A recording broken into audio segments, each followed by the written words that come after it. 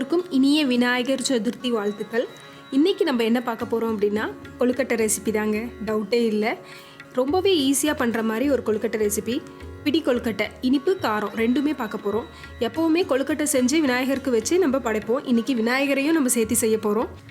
யூஸ்வலாக ஒவ்வொரு வருஷமும் நான் என்ன பண்ணுவேன்னா, ஒரு பேப்பரில் விநாயகரை என் கைப்பட வரைஞ்சி அந்த சாமியை வச்சு தான் கொழுக்கட்டை, சுண்டல் இதெல்லாமே படித்து நாங்கள் கும்பிடுவோம்.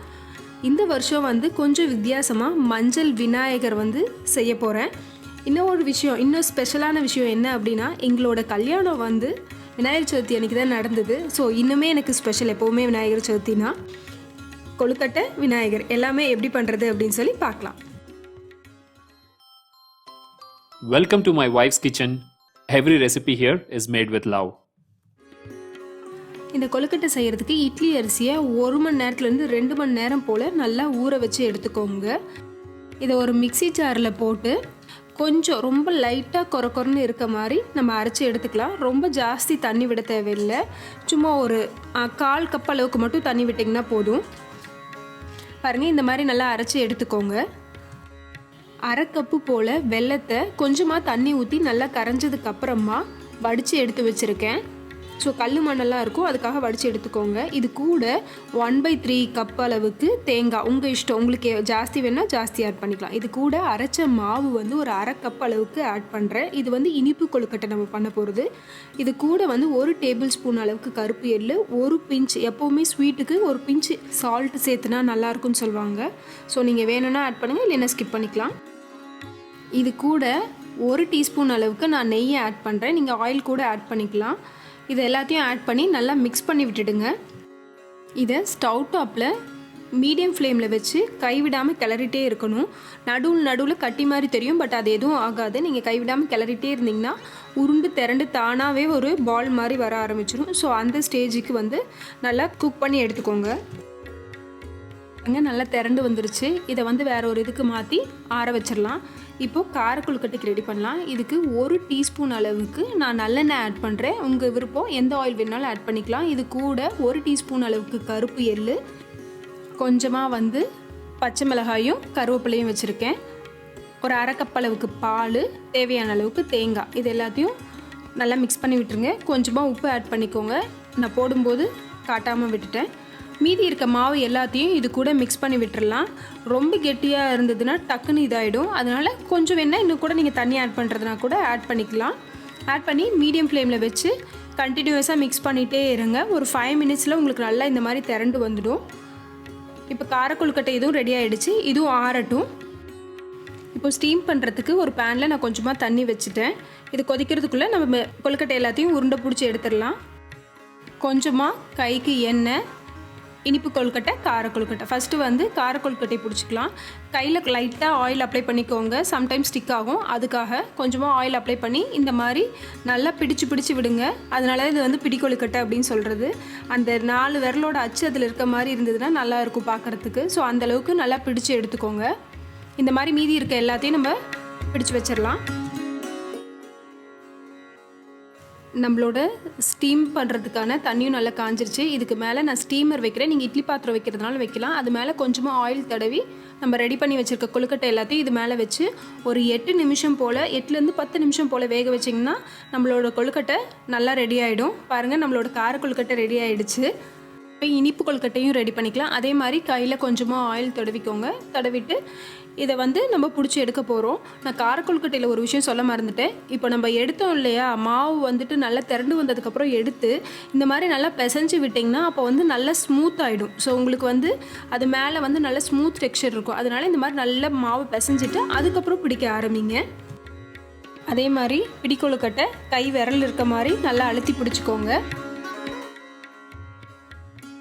அதே மாதிரி ஸ்டீமரில் ஆயில் தடவி, இல்லை இட்லி தட்டில் ஆயில் தடவி நம்மளோட இனிப்பு கொழுக்கட்டை எல்லாத்தையும் ஒரு 8லேருந்து 10 நிமிஷம் போல் வேக வச்சு எடுத்துடலாம். இப்போ நம்மளோட 8 நிமிஷத்துக்கு அப்புறமா இனிப்பு கொழுக்கட்டை சூப்பராக ரெடி ஆகிடுச்சு. இப்போ நம்மளோட இனிப்பு கொழுக்கட்டை, கார கொழுக்கட்டை ரெண்டுமே ரெடி ஆகிடுச்சு. அடுத்தது ரெடியாக வேண்டியது விநாயகர் மட்டும்தான். எப்படி பண்ணுறது அப்படின்னு சொல்லி பார்க்கலாம். இதுக்கு 1 கப் அளவுக்கு நான் மைதா மாவு எடுத்திருக்கேன். கூடவே 1 கப் அளவுக்கு மஞ்சத்தூள் எடுத்திருக்கேன். ரெண்டையும் நல்லா மிக்ஸ் பண்ணி விட்டுடுங்க. ஃபஸ்ட்டு மிக்ஸ் பண்ணி நம்ம சப்பாத்தி மாவுக்கு பிசைவோம் இல்லையா, அதே மாதிரி தண்ணி கொஞ்சம் கொஞ்சமாக ஆட் பண்ணி நல்லா மாவு பிசைஞ்சு எடுத்துக்கோங்க. வெத்தலை வைக்க போகிறோம். வெத்தலையில் தான் வந்து விநாயகர் இருக்க மாதிரி நம்ம பண்ண போகிறோம். ஸோ அதுக்கு கொஞ்சம் க்ரீன் கலர் மாவு தேவை. அதனால் நான் வந்து food colour green colour add பண்ணுறேன். ஆட் பண்ணி கொஞ்சமாக தண்ணி ஆட் பண்ணி ஒரு 1/4 கப் அளவுக்கு மைதா எடுத்து நான் வந்து இந்த மாவை மட்டும் பிசைஞ்சு எடுத்து வச்சுருக்கேன். இப்போது ஒரு பிளேட்டில் கீழே வந்து இலை ஷேப்புக்கு நம்ம பண்ண போகிறோம். வெத்தலையில் விநாயகர் உட்காந்துருக்க மாதிரி, இல்லை ஆலமர இலை இருக்கு இல்லையா, அந்த இலையில் உட்காந்துருக்க மாதிரி ஒரு ஷேப் கொடுக்க போகிறோம். ஸோ இந்த மாதிரி நல்லா தட்டி விட்டுடுங்க. ஒரு இலை ஷேப்க்கு இதை வந்து ஃபார்ம் பண்ணிக்கலாம். கீழே வந்து அந்த இலைக்கு குச்சி இருக்கும் இல்லையா, அதுக்காக கொஞ்சமாக இந்த இது இன்னும் கொஞ்சம் இருக்க பீஸ் வந்து பின்னாடி வந்து விநாயகர் தலையில் இலை இருக்க மாதிரி பண்ணுறதுக்காக எடுத்து வச்சுருக்கேன். இதுக்கு மேலே அந்த லீஃபோட இது கொடுக்கறதுக்காக உங்கள்கிட்ட குச்சி இருந்தது அப்படின்னு சொன்னால் அந்த குச்சியை வச்சு இந்த மாதிரி அச்சு கொடுத்துக்கோங்க. இல்லை அப்படின்னா நான் வந்து மைகோதியை யூஸ் பண்ணியிருக்கேன். இப்போ ஒரு கப்பில் வந்து கொஞ்சமாக சைடில் எப்போவுமே தண்ணி வச்சுக்கோங்க. ஏன்னா இந்த மஞ்சள் இது பண்ணும்போது உங்களுக்கு நல்ல வெடிப்பு வரும். அந்த வெடிப்பை கவர் பண்ணுறதுக்கு தண்ணி தொட்டு இது பண்ணிங்க அப்படின்னு சொன்னால் உங்களுக்கு அந்த வெடிப்பு வந்து தெரியாது. அடியில் பேஸ்க்கு வந்து விநாயகர் இது மேலே உட்காந்துருக்க மாதிரி ஒரு ரவுண்டாக தட்டி வச்சுக்கலாம். விரிசல் இருக்க இடத்துலலாம் கொஞ்சம் கொஞ்சமாக தண்ணியை வச்சு அந்த விரிசல் தெரியாத மாதிரி பண்ணிக்கோங்க. இப்போது விநாயகருக்கு கீழே கால் பாகம் இருக்கும் இல்லையா, அது பண்ண போகிறோம். ஒரு பெரிய பால் எடுத்துகிட்டு இந்த மாதிரி நல்லா தேய்ச்சி விட்டுட்டு கீழே சைடில் இந்த மாதிரி அழுத்தி விடுங்க. பாதம் இருக்க மாதிரி தெரியும்.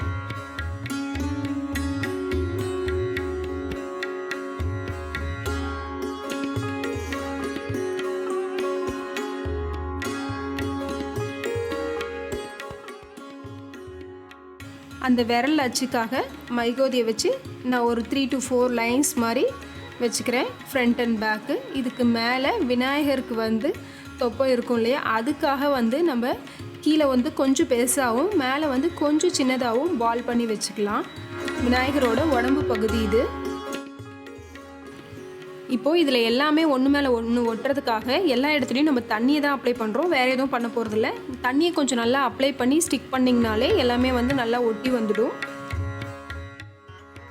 இப்போது இந்த மாதிரி ஒரு 2 இது எடுத்து வச்சுருக்கேன். இது எதுக்காக அப்படின்னு சொன்னால் கை பாகத்துக்காக. 2 சைடும் வந்து நம்ம கை பண்ணிடலாம். ஃபஸ்ட்டு வி ஷேப் மாதிரி ஃபார்ம் பண்ணிவிட்டு அப்புறம் ஸ்டிக் பண்ணிங்கன்னா கொஞ்சம் ஈஸியாக இருக்கும். ஏன்னா 2 சைடும் வந்து கரெக்டான அந்த வி ஷேப் வரணும் இல்லையா, அதனால் 2யும் வச்சுட்டு வி ஷேப் ஃபஸ்ட்டு மேக் பண்ணிவிடுங்க. அதுக்கப்புறம் வந்து தண்ணி தொட்டு இந்த மாதிரி ஸ்டிக் பண்ணி வச்சுடுங்க. கை ஸ்டிக் பண்ணும்போது நீங்கள் மேலே மட்டும் ஸ்டிக் பண்ணிங்கன்னா நிற்காது. ஸோ சைடில் உடம்போடு சேர்த்தி அந்த இடத்துலையும் வந்து தண்ணி கொஞ்சம் அப்ளை பண்ணி ஸ்டிக் பண்ணி வச்சுடுங்க. அப்போ தான் வந்து விநாயகரோட கை வந்து கீழே விழாமல் நிற்கும்.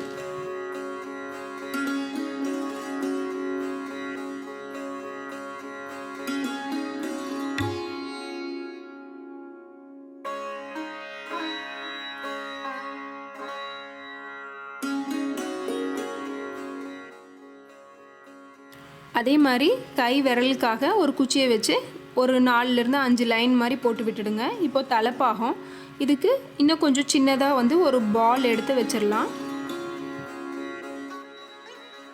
விநாயகரோட தும்பிக்கை வி ஷேப் மாதிரி இதை பண்ணி எடுத்துக்கோங்க.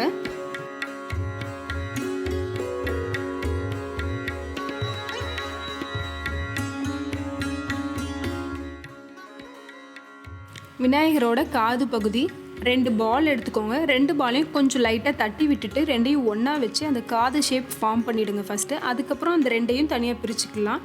இப்படி பண்ணும்போது உங்களுக்கு வந்து அந்த காதோட ஷேப் 2 பக்கமும் ஒரே சைஸாக கிடைக்கும். அதுக்காக தான் இப்படி பண்ணுறோம்.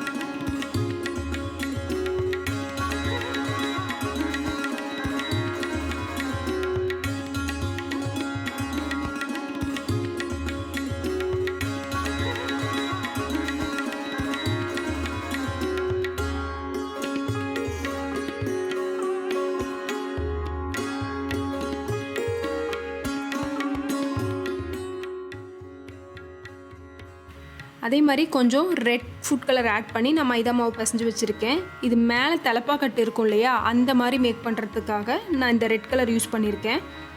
இந்த மாதிரி 2 தின்னு இதாக ரோல் பண்ணிவிட்டு 2யும் லைட்டாக ஒட்டி விட்டாப்பில் பண்ணி இந்த மேலே வச்சுருங்க. நமக்கு பார்க்குறதுக்கு வந்து பிள்ளையார் தலையில் தலைப்பாக்கட்டி இருக்க மாதிரி ஒரு ஃபீல் வரும்.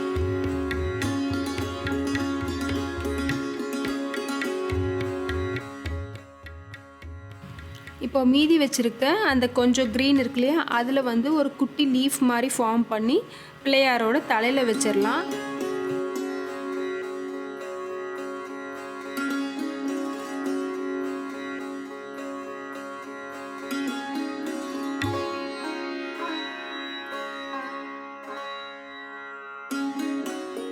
உங்களுக்கு விரிசல் இருக்க மாதிரி இருந்தது அப்படின்னு சொன்னால் தண்ணி தொட்டு கையிலேயே அப்படியே தேய்ச்சி விட்டிங்கனாலே போயிடும் அந்த விரிசல் எல்லாம். இல்லை அப்படின்னா உங்ககிட்ட பெயிண்ட் ப்ரஷ் இருந்ததுன்னா அதில் தண்ணி தொட்டு பண்ணிங்கன்னா கூட போயிடும். இப்போது பிள்ளையாருக்கு கண் அந்த ஷேப் இருக்கும் இல்லையா, அந்த ஷேப்புக்காக இந்த மாதிரி 2 பெருவரலையும் வச்சு லைட்டாக ஒரு அழுத்தினீங்கன்னா உங்களுக்கு அந்த ஐயோட ஷேப் கிடச்சிடும்.